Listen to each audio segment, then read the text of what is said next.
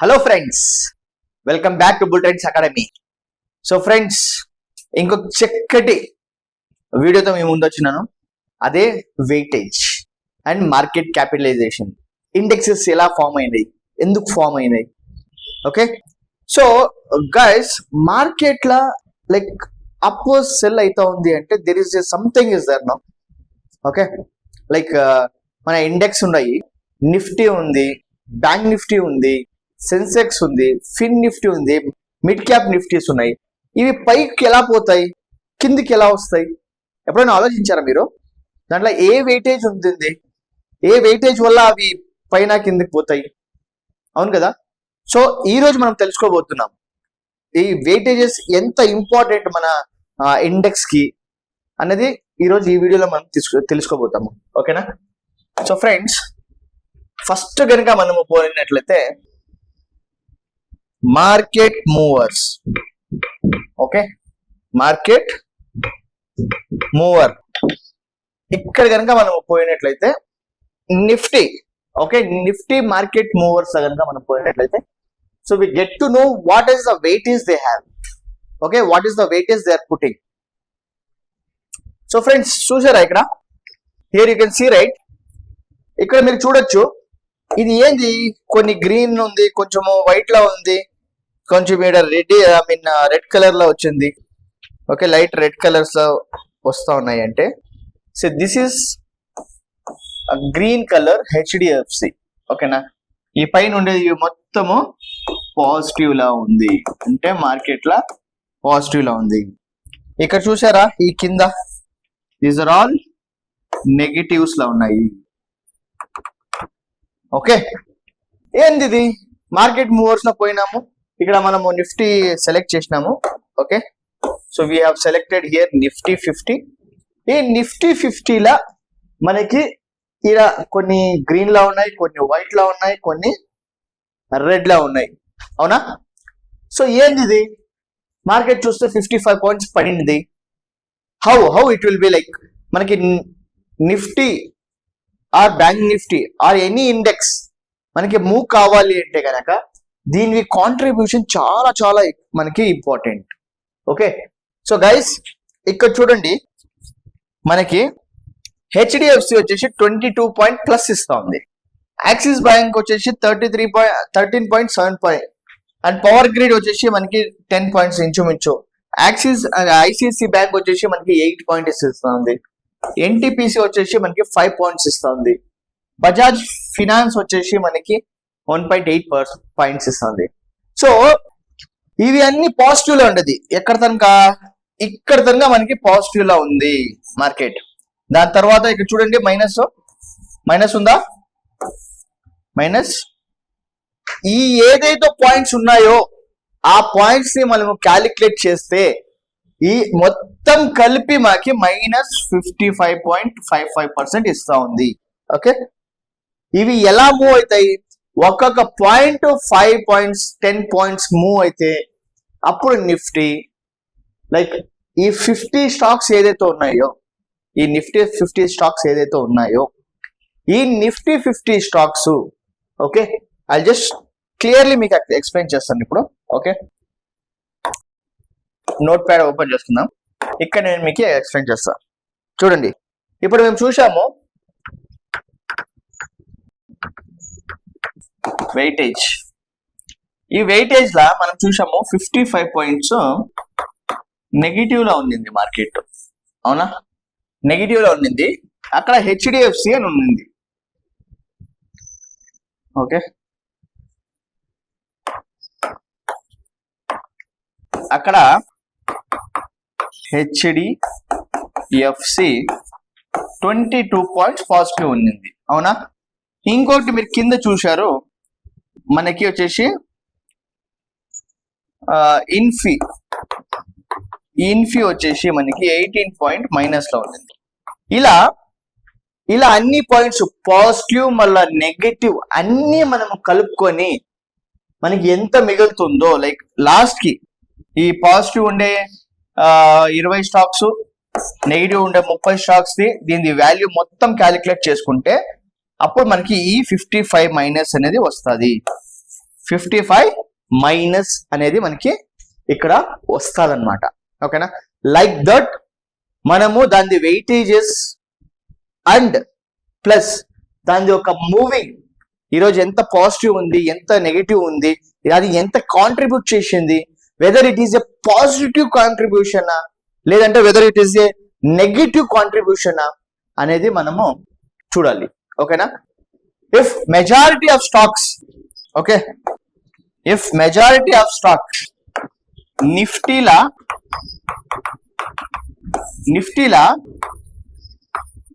majority of the stocks, if majority of the stocks are positive, then nifty also positive. ఇది అర్థం చేసుకోండి. Okay, so if ఆ Nifty 50లో ఏదైతే ఉన్నాయో దాన్ని లార్జ్ క్యాప్ అంటాం. లార్జ్ క్యాప్ స్టాక్స్, ఆ large caps, mid cap, small cap అనేది నేను మళ్ళా మీకు మార్కెట్ క్యాపిటలైజేషన్ లో చూపిస్తాను. ఓకే, సో మెజారిటీ స్టాక్స్ అనేది ఏదైతే ఉన్నాయో అది పాజిటివ్ గా క్లోజ్ అయింది అంటే మెజారిటీ ఆ కాంట్రిబ్యూషన్ ఏదైతే ఉందో పాజిటివ్ లా క్లోజ్ అయిందంటే మార్కెట్ నిఫ్టీ కూడా పాజిటివ్ లో క్లోజ్ అవుతుంది. ఎందుకంటే నిఫ్టీ అది ఓన్ స్టాక్ కాదు, అది ఒక ఇండెక్స్, అంటే అది ఒక సమూహం. అర్థమైందా? నిఫ్టీ 50 అంటే ఒక 50 స్టాక్ల ఒక సమూహం. ఆ 50 స్టాక్ల ప్రాఫిట్ పోతే, పైకి పోతే నిఫ్టీ కూడా పైకి పోతుంది. లేదు ఆ స్టాక్స్ నిఫ్టీ 50లో స్టాక్స్ కిందకి పడితే నిఫ్టీ కూడా కిందకి పడుతుంది. సింపుల్. ఓకేనా, సింపుల్, ఇదే అర్థం చేసుకోండి. ఓకే, సో గైస్ నెక్స్ట్ ఇప్పుడు మన నిఫ్టీలా ఎంత సెక్టరల్ వైజ్ ఎంత కాంట్రిబ్యూషన్ చేస్తుందో చూద్దాం ఈరోజు. ఓకే, ఇప్పుడు సెక్టరల్ వైజ్ ఇక్కడ ఇది చూసామా, ఇండెక్స్ లా ఈ స్టాక్స్ ఎంతెంత ఇది మనకి ఏది ఇస్తుంది, ప్రాఫిట్ ఇస్తుంది, లాస్ అవుతుంది అని మీరు చూసుకున్నారు. ఇక్కడ ఇన్ఫీ చాలా లాస్ లో ఉంది, like 14 points are down and HDFC is 19 points are up. ఓకేనా, once we go to indexes, ఇక్కడ మనకి చూడండి నిఫ్టీ 50 కనుక మనం చూసుకున్నట్లయితే మనకి సెక్టరల్ వైజ్ నిఫ్టీలో ఎంత వెయిటేజ్ ఉంది, ఓకే, అది మనం చూసుకోవచ్చు. ఓకే, సో లోడ్ అవుతుంది. సెక్టరల్ వైజ్ ఆడ పర్సంటేజ్ కూడా మనకి ఇచ్చింటారు. ఆ ఇంత పర్సంటేజ్ అనేది ఉంటది. ఈ సెక్టర్ లా మనకి ఈ పర్సంటేజ్ ఉంది, ఈ సెక్టర్ లా ఈ పర్సంటేజ్ ఉంది అని చూడండి. ఇక్కడ చూస్తున్నారా, సీ హియర్ ఫైనాన్షియల్ సెక్టర్స్ లా, ఓకే, నిఫ్టీ 50 లా ఏ సెక్టర్స్ ఎంత పర్సంటేజ్ ఇస్తా ఉంది అని. There is a major contribution is financial sector. What is that? The major contribution is financial sector which is 32.6% అన్నమాట. ఓకేనా, then next oil, gas and consumable fuels. ఓకేనా, ఆయిల్, గ్యాస్, మళ్ళా కన్జ్యూమబుల్ ఫ్యూయల్స్. అర్థమవుతుందా? That is the second part. Third మనకి వచ్చేసి here you can see information technology like IT stocks. Okay, మన ఇన్ఫోసిస్, మన HCl, okay, so ఇలాంటి స్టాక్స్.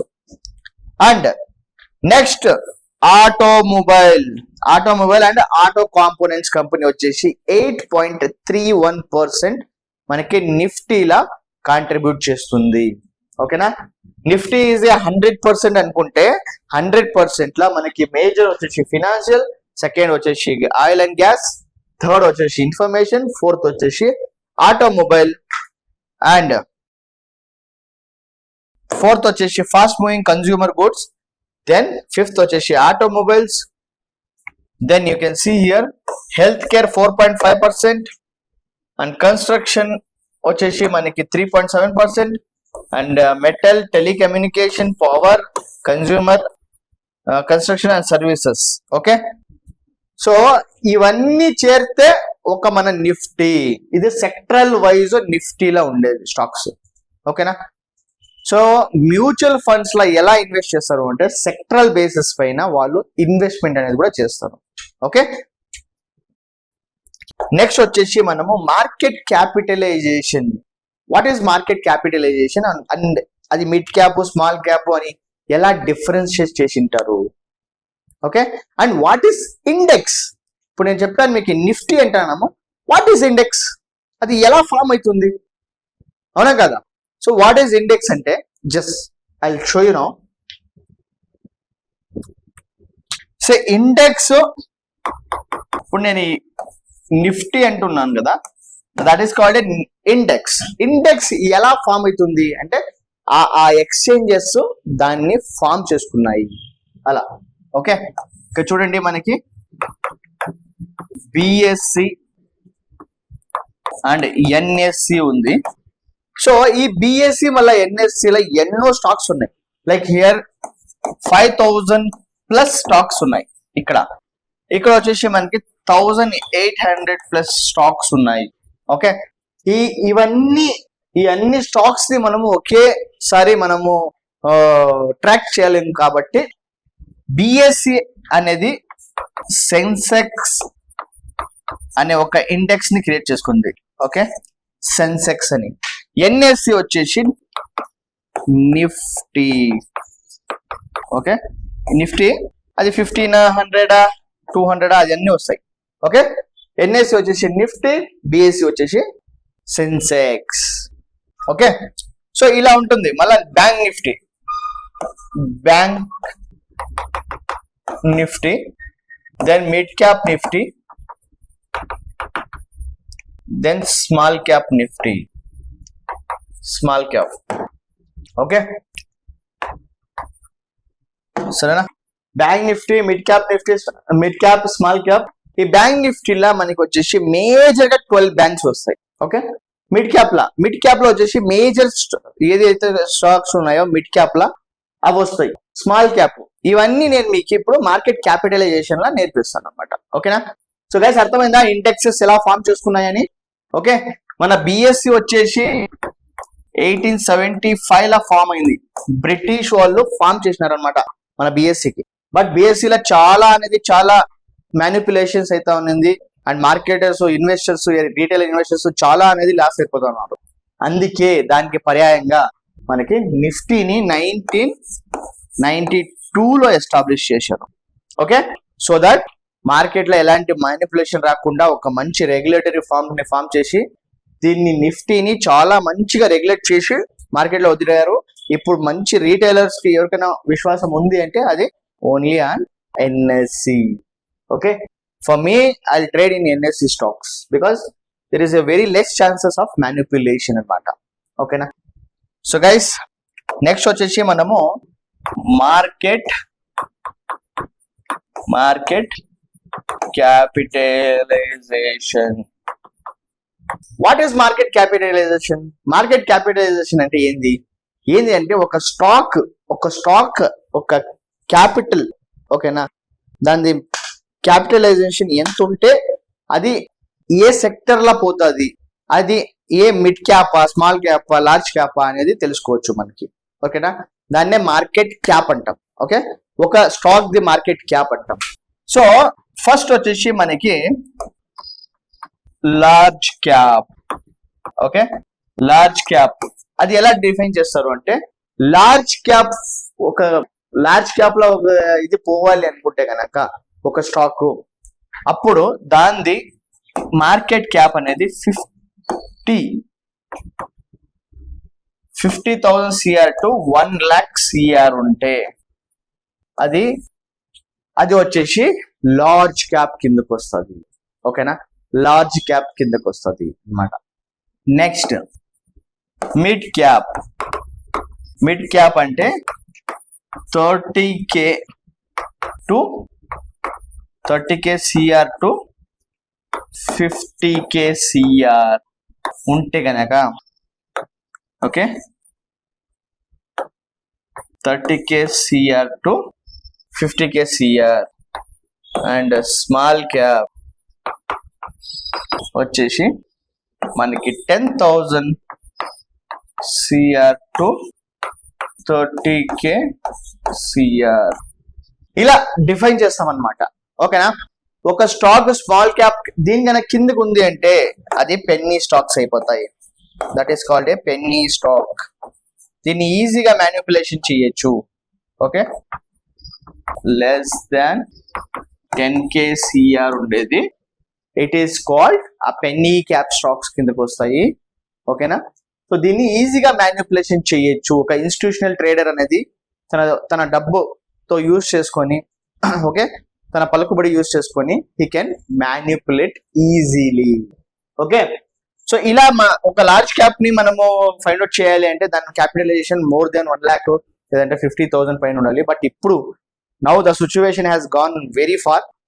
అన్ని ఏ స్టాక్స్ చూసినా మీరు ఒక 50 CR పైనే కనిపిస్తాయి నాకంటూ.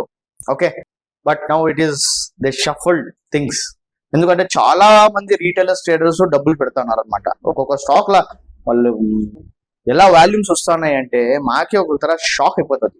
Okay, but as for the SEBI we had information about the stock market is 50 to 1 lakh and 30 to 50 is a mid cap, 10 to 30 is a small cap, and below is the penny stocks.